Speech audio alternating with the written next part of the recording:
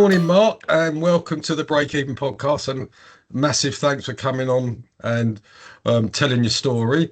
Um, at the height of your career, you got to a world ranking of number 11 in the world, which is quite amazing. So, in my snooker started in Gantsill Snooker Club, and I think I'll be 1,011,011 in the world. So, going back to the beginning, how did you first get into snooker, mate? Oh my God, my dad owned a snooker club in the 50s or the 60s called the Regal. Well, sorry, he didn't own it. He just worked there in Romford Market. Yeah, My dad's always been involved in snooker as long as I can remember. yeah, He started at the match room in Romford. Um, Obviously, next door was the billiard hall, the Lucania. yeah, And I don't know. I literally, my dad bought me a 6x3 table. I think I was about six. yeah. And I can remember, he getting me one at home. I literally just lived on it, like lived on it for, forever. And then my next door neighbour, he had a pool table. So literally, I'd go and play him on his pool table. Then he would come and play on my snooker table. And that's how it started. My dad, as I said, always was involved in snooker in the match room when Steve Davis started out. There was another player called Vic Harris. Yeah. Bless his heart, lovely, lovely man. And he just they weren't as good as Steve, but that was the sort of how it all started. Do you Um, think snooker, Mark, was the trigger that got you into gambling? um, Well, to be fair, I wouldn't say it was a trigger, but it was just the fruit machines. I don't know Yeah, what it was. When I first went to Lucania, I was 10. My older brother, he used to go out every night, and I used to say to my dad, "Where's Andrew going?" And he said, "Oh, he's going up the Lucy, obviously short for Lucania." I was yeah, going, "What's the Lucy?" He said, "Oh, it's the snooker club." And obviously, my brother was in the Lucania, then my dad would be in the match room. So they'd sort of be in the same sort of place. And then I said to my dad, "Can I go?" He said, "Well, you're not really old enough," because I was only 10.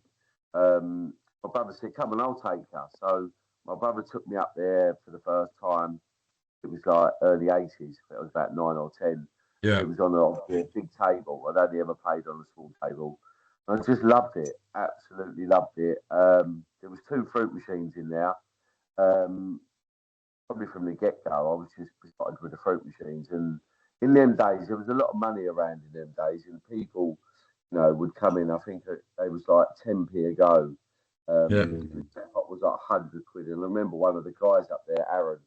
Um, his father had passed away. He was a doctor, and he left him 50 grand. Right. And he used to go up there, and he'd do like 700 quid in it. It was £100 jackpot, but that was just like the normal. There was another Yeah. guy, Kevin Brown. He used to go up there, had a massive sovereign on one of his hands, and he'd do about 300 quid it. Then he'd put his fist through the machine, so he'd end up doing a freer in the machine and then having to pay And then another having to two or pay for the three bucks. machine. Yeah, like that's probably how it started. That's how it Right. started for me. And when I had any spare money, even though I was only 10 or 11, they never used to really be bothered, and I used to put my money And in. of course, in those days, Mark, there was no age restrictions. No one really cared. I mean, as I said, I remember even when I used to go to the CD one in Gantsill, and probably in about the same sort of time. Everything was about the fruit machines. You queued up to pay snooker and then get on the fruit machines, and everybody was doing it. As you said, £100 jackpots, and you'd put in 400 or 500 quid to try and win 100 quid. It's just, Yeah, yeah. it was relentless, That, wasn't it? yeah, that makes sense. But as I said, in them days, there was plenty of money about. You know what Yeah. I mean? And if people done a 50 or a one in the fruity, it Yeah. weren't like, You thought you'd going to get it back. Yeah. yeah. But How bad now, did your gambling get, Mark? um, I mean, be fair, like some of the people that come into GA are like, you know, I was just like small fry compared to them. But Yeah. it's like anything. If you earn like £50 a week and you're gambling Absolutely. £52 a Yeah. week, you're in big trouble. It's always just got to desperation where it started obviously with the fruit machines in the snooker clubs, and then we used to go to like Prestatyn, we used to go to Breen Sands, Isle of Wight. They was like Yeah. snooker clubs when I Yeah. was a kid. There was always the bandits there. There was always like the Yeah. arcade and myself, the other youngsters, Ronnie O'Sullivan included, and Yeah. a few other players that you'd know. We was all on the bandits. We was all on the bandits all day. Fruit £3 jackpot. He'd pay out in tokens. You're like, Yeah. why are you actually playing them? Only win tokens. But we just lived in there. We lived in there, and then it started. The card schools used to happen. We used to Yeah. play shoot pontoon. Yeah. There was loads of us in the Cluid bar in Preston, and we used to play that. And then it sort of just got a little bit out of hand because then once I learned um, about the betting shops and the casinos, that's when it Yeah. really spiraled out of control. Did it affect your snooker at the time? Because the Oh, fact you got to 100%. number 11 in the world is amazing with all what was going on in the background. Yeah, 100%. Because I used to, when I was playing in Romford, Yeah. when it was the better club, when it got sort of done up, when it weren't the old dive, I had a table put in there, and then I used to basically go round there, get the table ready for a day's practice, and then I'd leave my cue under the table, and then I'd walk round to Ladbrokes. I would Yeah. be in there all day long, and my wife would ring me, so how's it going? And I'd be like, yeah, having a good day and all that, and then she'd ring me again, and I sort of run out the betting shop, and just not nice, really. Yeah. Just turned me into a really, not very nice person. Yeah, that's really where it I sort of went bad because it weren't just about and I even went to like a card school, got to Yeah. the stage where the betting shops had shut, so used to go to the old spielers, play a bit of cards, bit of rummy, spooky. I'd play like start at 7 in the evening and like 4 o'clock the next day I'd be walking out. So You know obviously what had I a mean? massive effect on your relationship. Yeah, because like no disrespect, when I first met my wife, she never knew I gambled. And sometimes I'd actually make a row so I could go out. A horrible thing to say, but Yeah. I can only be honest. And Yeah. she's a wonderful woman. She's by me through everything, and we're still together.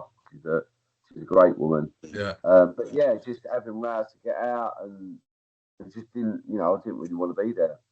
Rather go to the So, casino than. so during this time, Mark, were you earning enough money through your snooker to sort of pay for the losses in your gambling, or was it sort of spiraling out of control? Yeah, I mean, obviously I owed money. I'd have like I think I had a company credit card, Yeah. which was 110 Sport, and you could like draw money off the credit card. So I'd go in there and draw like 500 quid out, and then I'd Yeah. load out and draw another 500 quid out. And they'd ring me and say like, "What's going on?" And you like, "Oh no, I've just some old lie would come off of my tongue." Yeah. And I say, "Oh, I was just buying something X, Y, Z, making a story up like you do." Yeah. Yeah, and then it just spiraled, and then obviously you start. No matter how much money you're earning, you expect to get Yeah. bigger. Yeah. Just not a nice world to be in. I'm just so glad I'm out of it.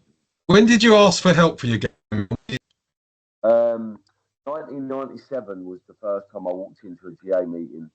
Right. I was in a betting shop in Seven Kings called Steve Simmons Betting Shop. Yeah. Uh, I'd done 3 grand in a day, which was the most I'd ever done. Wow. And yeah, I sort of came home, said to obviously my now wife at the time, Sally. I said, like, I've been gambling, done a lot of money. I need to stop. This is really getting bad. So I said, I've run the GA website. I'm going to this group. I started going. I went for 6 months. And then after 6 months, got a little bit tired of it. Hadn't had my last bet. And lo and behold, after another sort of couple of weeks, I was back at it and just, Right. bigger bets and that sort of thing. But that was the first time I asked for help. But Yeah. nowadays it's so much more nowadays because no disrespect, you can go to the toilet and do your wages. You know what I mean? Absolutely. Yeah. In 2023, Mark, you were suspended for alleged match fixing. Can you talk a little Yeah. bit about that? Let me know what happened there. Uh, I don't really want to talk about it, to be honest with you. It's something that's gone on, quite bad. What happened to me, but Yeah. that's for a later date. Sure. Your ban lifts in 2028, Mark. Do you think you'll go back to trying to get a living out of snooker or play snooker? I don't know. I really don't know. It's gonna be one of them things because obviously there's a fine that was 100. I think it's 118 grand fine.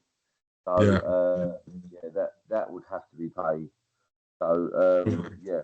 I'm really not sure. It's gonna be at the time. I'll see what happens. If I feel like hitting a few balls, but I might go in the seniors. I might play in the seniors. But Oh, they do a uh, seniors tour, do they? Bit yeah, like the there's a golf. seniors tour, but it's nothing to do with World Snooker. So I could Right, actually plan it now, but right. I wouldn't really plan it yet.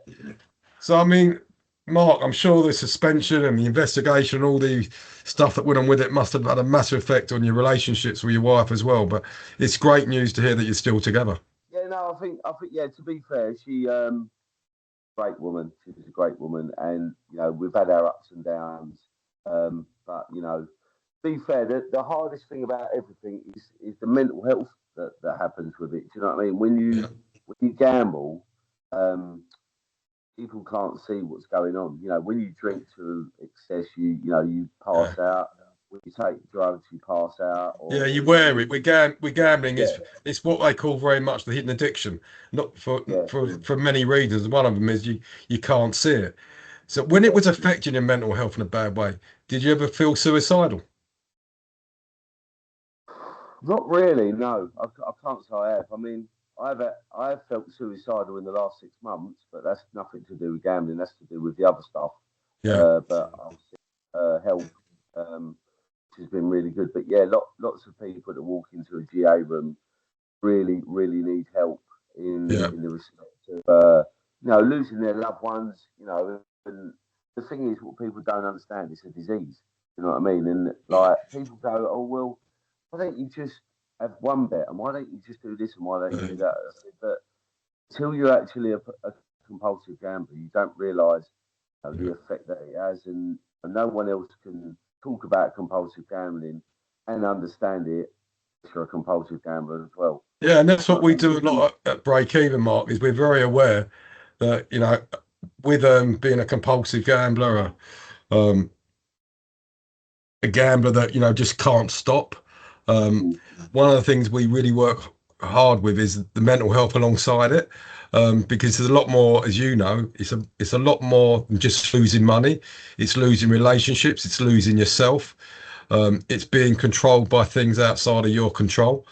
Mm. And it sounds Yeah, great that you've sort of met all your challenges and doing yeah. really well at GA. So when you first went and then you went back to gambling, when did it finally happen that you went to GA again and you sort of changed how you are and really got into it and got on your road to recovery, so to speak? 2003. The first time I ever went was '97. Like I said, Yeah, I went back at it for a few years, and then 2003, I walked into Gideon Park in GA. yeah, Myself and another guy I was gambling with, and yeah, that was the time I just had enough. Me and my yeah, wife, and my two kids, went to Centre Parks the week before. There was like yeah, a pivotal point where like I was going to stop. Um, I was in the gym, and one of the guys I used to get tips off, he said to me, "Oh, this dog's running tomorrow, track 3. Can't remember the name of the dog." And he said, yeah, "Look, it's definitely going to win." Blah, blah. And it just stuck in my mind. And it was like one of them points where, do I bet it? Don't I bet it? And I'd have probably had like a grand on it or something. yeah, And I decided not to. But at the time, obviously, it was teletext. I yeah, looked on the teletext to see if it yeah, won. It won at 6-4. I was yeah. sort of a little bit gutted, but at the same time, it really made no odds whether it won or lost because it's only ammunition for the next Yeah, day all it would anyway. have been, So, as you rightly pointed out, all it would have been doing is borrowing the money to give it back to them. So yeah, 100%. since it sounds like you've changed, Mark, how much has your life changed since you've stopped gambling? Oh, massively, massively. Because obviously, listen, I still think about it occasionally. I'll be watching Yeah, a game of football, or I'll be watching a yeah, game of snooker, or any sport, and if it's an upset, it goes through your head. You go, oh, I wonder what price that was, but it just literally goes in one ear and out the other, and that's yeah, and that's the good thing about when you do your meetings because yeah, that's when it happens properly because you do your meetings, you realise you can't do it, you can do anything else in your life, you just can't yeah, gamble. yeah. You know what I mean? Yeah, but it's my life is amazing now. It's so much better Good. because I'm present with my wife, I'm present with Yeah, my kids. You know what I mean? That like when we go out, I actually go out and not thinking about anything else but spending time with them. that's You know what I mean? fantastic. Before, if I was punting, you know, Yeah. I've never punted online, so I was fortunate in that respect. But That's brilliant. So that's something you managed to stay away from because, as you say, it's very hard to stay away from gambling this day and age. It's 24/7. It's in your face. It's on every email you get. It's on every television yeah, station you open. All the sporting events become gambling events, as you know. But it's fantastic you managed to stay off from it. You mentioned, Mark, you obviously struggled over recent times with your mental health. Hopefully, you're getting some good help and support with that. yeah, I am actually. Yeah, I went to the doctors, spoke to the doctors. Yeah, they put me on some tablets just to help me out for this time. But yeah, on the whole, yeah, the NHS have been really good. I have an operation on my knee Yeah, beginning of January. I tore my ACL. yeah, It's just I've got a knee op in January. Yeah, things have been tough, but you just got to yeah. crack on with it. As long as I'm not gambling, I'm in half decent shape. Do you know what I mean? Yeah. Mark, to wrap up, what would your advice be to anybody listening to this that not sure if they got a problem, losing too much money, you know, can identify with a lot what you've said. What would your advice be to them? What would you be saying to them? I would just say, look, there's nothing good coming out of gambling. Compulsive gambler or anyone that gambles to any excess, you know what I mean? There's nothing good that comes out of it. You're I always say in the room, like when I gambled, I was like a firework that went off. Everybody around me just got hit with me. Do you know what I mean? My Yeah, wife, my kids, my family, my dad, my mum, that sort of stuff. It's one of them things that you just can't do because it's just horrible because it just gets you. You know what I mean? yeah, I've known people that come in the GA room that have like haven't really gambled. A prime example is, did you see that the young lady on this morning a few weeks ago? yeah, She comes to my meeting on a Monday, and she's a prime example of someone going into the casino with £50, wins the jackpot of 125 grand, and totally loses a concept yeah, of life and everything, and lost everything. Was homeless, and she's a great woman now. She does a lot for Gam Stop and Gam Care, yeah, all that. Lots for, especially for women. There's not a lot of women that will maybe sit in a room with a load of men. Do you know what I mean? yeah, She does it well. But one thing I found about 7 months ago, I found God about seven right. months ago. Became a born again Christian. Um, yeah, my life is magical ever since. And at the same time, horrible as well. Lots of bad stuff, but just having faith in the Lord and that has been life changing for me. Well, Mark, all I can say is well done, mate. Carry on your fight. Sounds like your journey into recovery is really working, and long may it work for you. And thanks Thank very you. much for coming on and telling your story, Mark. Thank you very Yeah, no much. worries. If you or someone you know is affected by gambling related harm, please call us on 01273 833 722 or visit our website www.breakeven.org.uk. Alternatively, please call the National Gambling Helpline on 0808 8020 133. Please ensure to like and subscribe to all our social media channels and keep this message out there. Thank you.